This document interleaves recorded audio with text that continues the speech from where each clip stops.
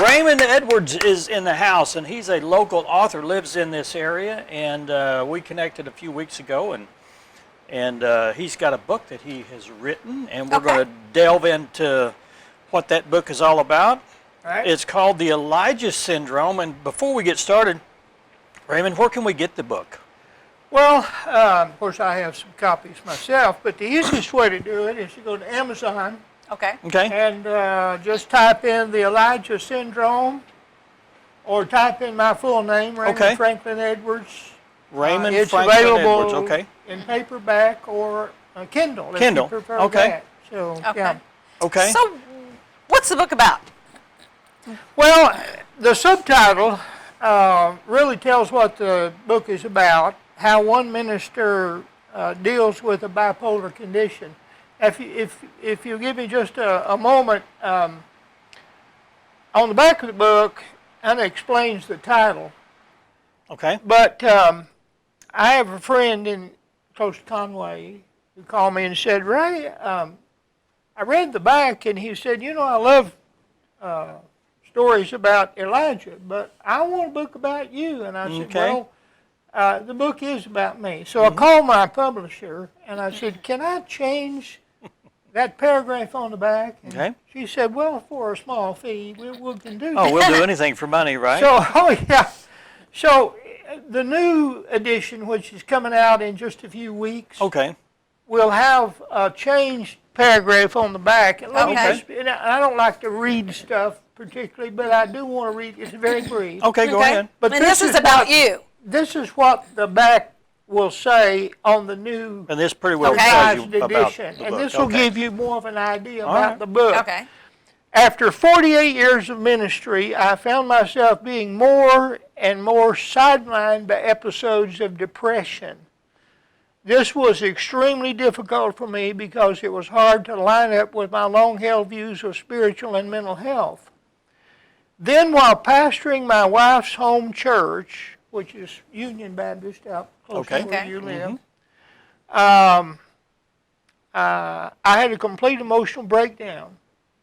In 2008, I spent 2 different weeks in a hospital on suicide watch. This is Vista out in Fayetteville. Okay. And boy, that was an experience. Oh, I bet. I was diagnosed with a bipolar condition. Because of professional advice, I retired from the pastoral ministry. This book is my story. Oh, wow. I was encouraged to write this by my psychiatrist, and a tremendous man, tremendous Christian man. It's full of gut-wrenching truth, but it is also full of hope and encouragement. And I genuinely believe that many might be helped by reading this book and applying some of the principles that have helped me. And I close by saying, remember, God still loves you and never gives up on you. So that's the new book, the Revised Version has that on I'm glad there. you put that on there. Yeah. Well, I believe that when God called me to the ministry, that God never took that call away from me. He just changed it. Right. You know, I no longer pastor. Occasionally I preach, but a lot of times if I'm called on, sometimes I get an anxiety attack and I just can't preach. I have a problem. I wish I could. I miss that. But my ministry now is writing. And I write. I also write poetry. I write quite a bit of poetry. I have a ministry that I call Poetic Paraphrase.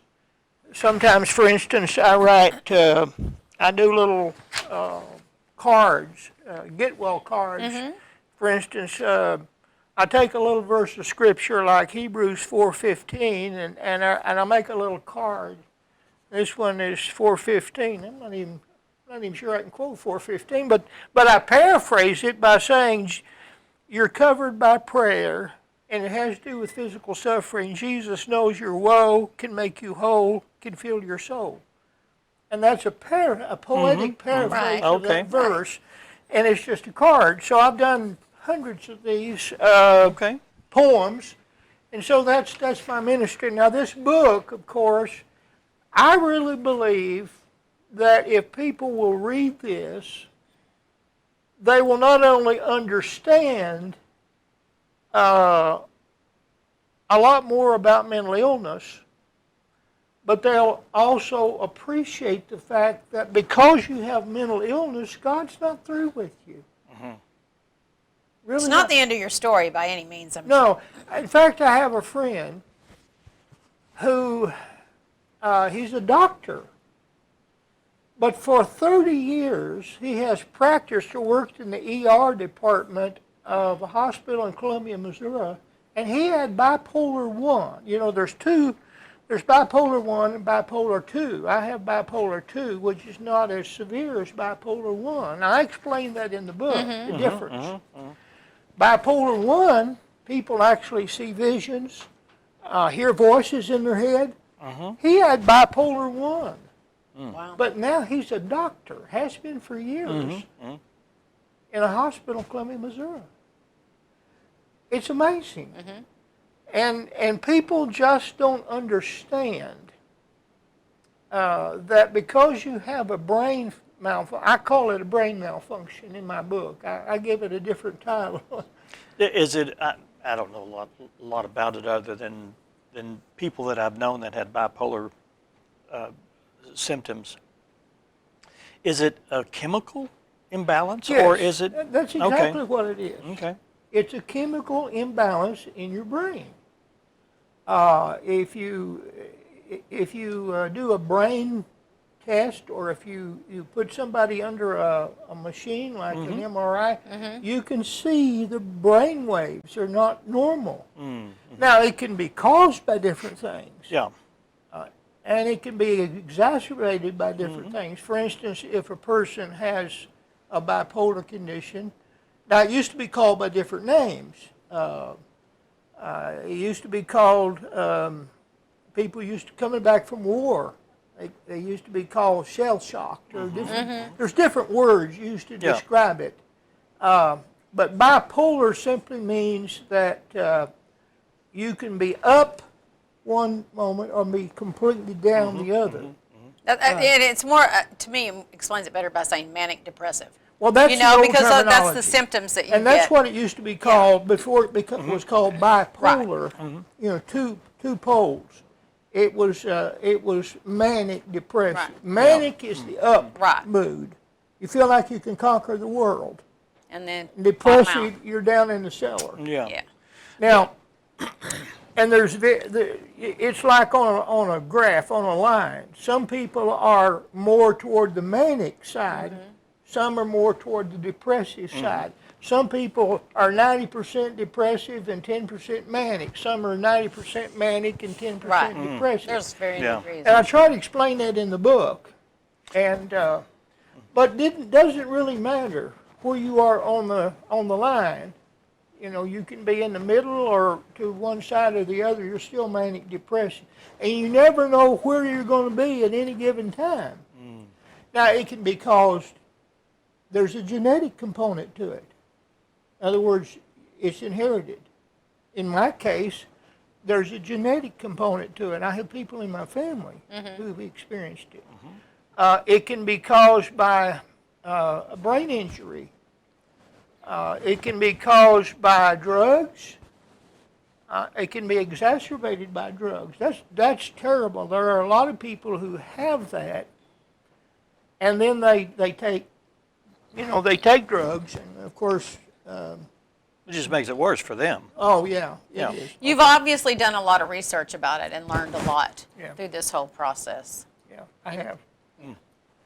Well, my wife is reading your book, and she actually last night I was talking to her about it because she was trying to do the research and kind of give me some pointers on what to ask.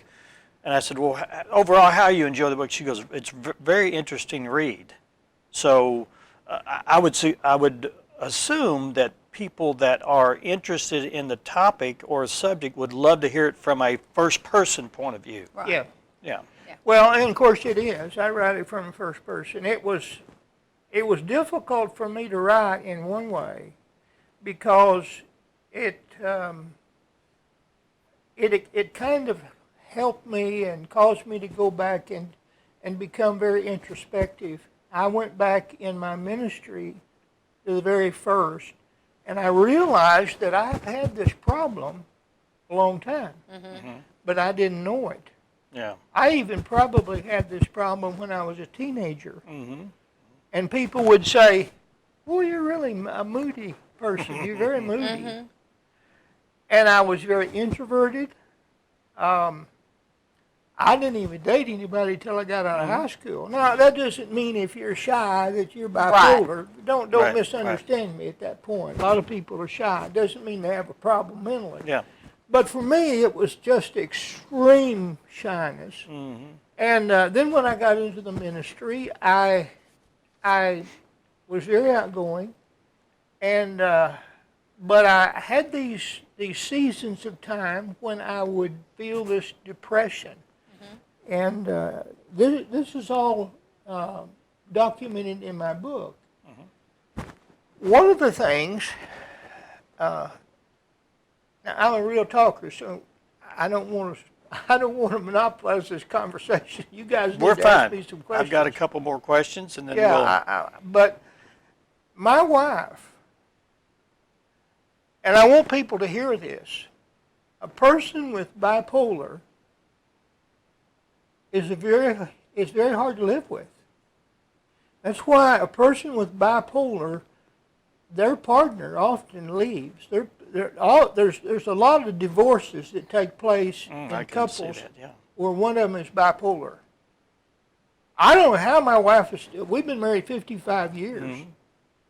Now, she hasn't told me this. She didn't leave me. I bet she's contemplated murder a few times, but not divorce. We just didn't believe in divorce. Right. Now, I don't know what she thought about just, poisoning I've lost coffee, friends but, due to that whole disease. I mean, friendships that have parted because it was such a struggle to be able to maintain that friendship. Yeah. Well, So being married to somebody, that would definitely be a challenge. Well, can I share this one experience from the book? I mean, this is one of the early experiences, and I was just devastated. I was pastoring a church out in Oregon, so young. I came home one night, and my wife was in tears. And I had finished college, but she was just weeping, and I said, and men, of course, by nature, we're fixers, Well, you just tell me what's wrong, honey, and I'll fix it. That's by nature, men are fixers, We think we can fix everything, you know how that is. Or you know how that is, And so, what's wrong? And she said, Ray, I don't have a pastor. I said, well, I'm your pastor. No. You come home every day and dump everything on me. All the problems of church, all the stuff going on, the negativity, and I don't have a pastor to go to share my problems with. So I don't have a pastor. And she was literally just boo-hooing and crying, and it just absolutely tore me up. And we really had a marital problem. We come to the place of almost splitting in our young marriage. Were you defiant about her? No, I was just confused. Yeah. You didn't understand. I didn't understand. Right. Yeah.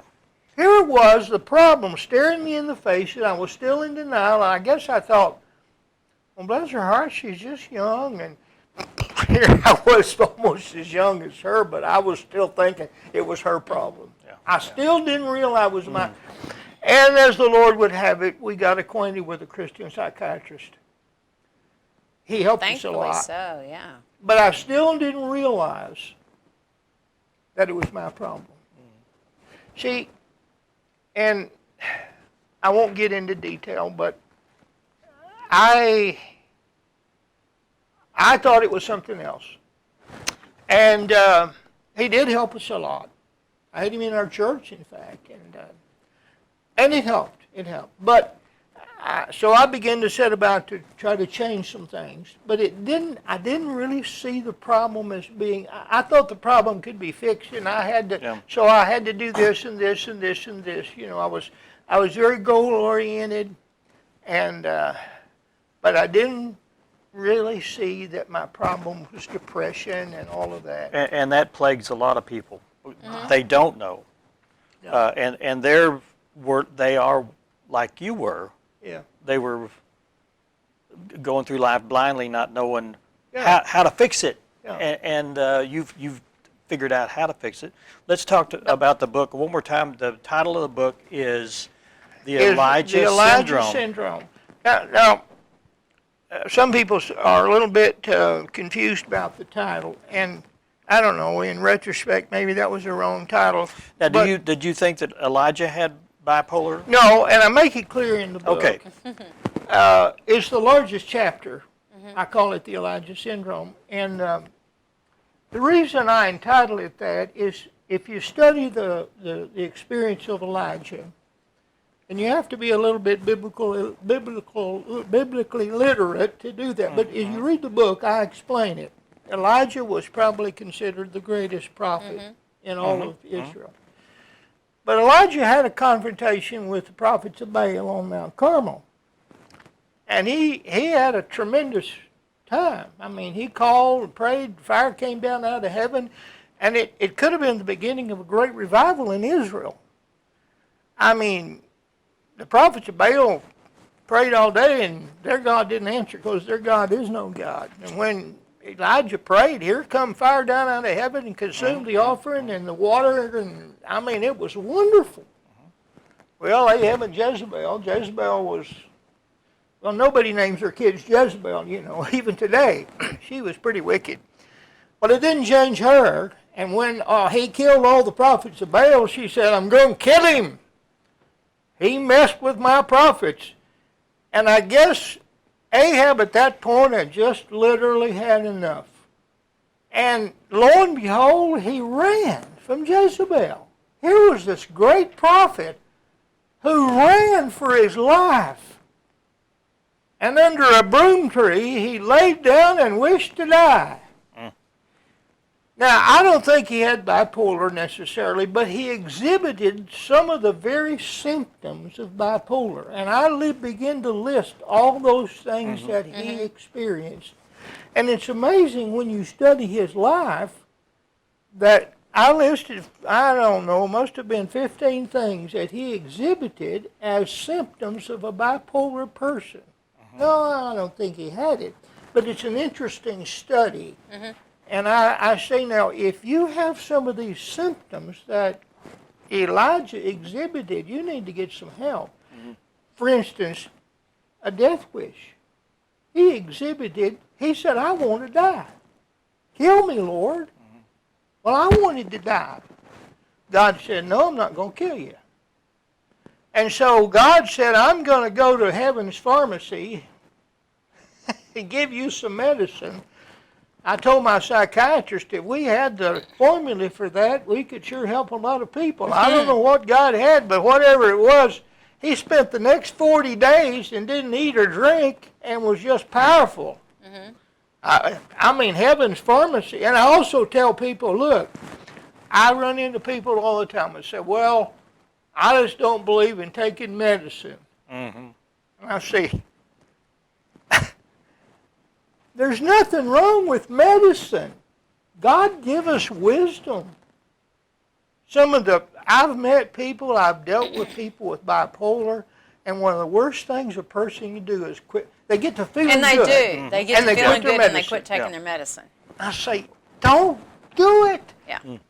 Because as sure as you quit your medicine, you'll relapse. I've had people crawl underneath a church one time. This lady crawled under the church house, and his husband couldn't find her, and finally found her curled up underneath the church house. I had to drag her out because she'd quit her medicine. Well, Raymond, before we run out of time, Yeah. I want to get your book out again. If somebody just came into the room, we want to make sure that we get All right. the book. The Elijah Syndrome, subtitled How One Minister Deals with the Bipolar Condition. Now, the newer book, the revised version, actually has the subtitle on the front. But if you order the book now, the subtitle's irrelevant. The content is all the same. Yeah, right? well, actually, the subtitle is on the front of the book Okay. now. Yeah. Okay. But you can order it in any Okay. major bookstore. Okay. All right. But the easiest way is go to Amazon, type in the Elijah Syndrome or my full name, and you can get it either if you rather do it by Kindle, you can get it. If you like Kindle, you can get it through the Kindle version. I think it's a little cheaper through the Kindle. Yeah, it is. And which is fine. Or if you like the paperback, I think they're selling them through Amazon at $9.99. And that's the best way to get a hold of the book. And I just feel like that since I'm an unknown quantity as a writer, it's kind of hard to get it going. But Well, it's the message that counts, and we're glad to promote it here. Maybe you'll get a few orders well, I that way. hope so, because I talk about people in the Bible who had mental illness. I talk about historical figures who had mental illness. David had some problems. Moses had some problems. Certainly King David really had some problems. But they were all used by God. They were all used by God. Yeah, and that's the message. That's the message. Raymond, thank you so Thank much you for very being much here. for being we, here. We appreciate your Is time. time up already? It really Yeah, is. yeah, it Where is. did it go, man? Where did it go? Yeah. If you're interested in Raymond's book, you can find it on Amazon, and or you can just search Raymond Franklin Edwards. Type the whole name in, Raymond Okay. Franklin Edwards on Amazon, and this book will pop up. So, All righty. Thanks so much for being here. Thank you. Appreciate it. boy, I appreciate you guys letting me come. All right. Who's next? Stay with us. We have with us Reverend Mother and Sister Amnesia and Sister Marionette from Nonsense to the Second Coming. Stay with us.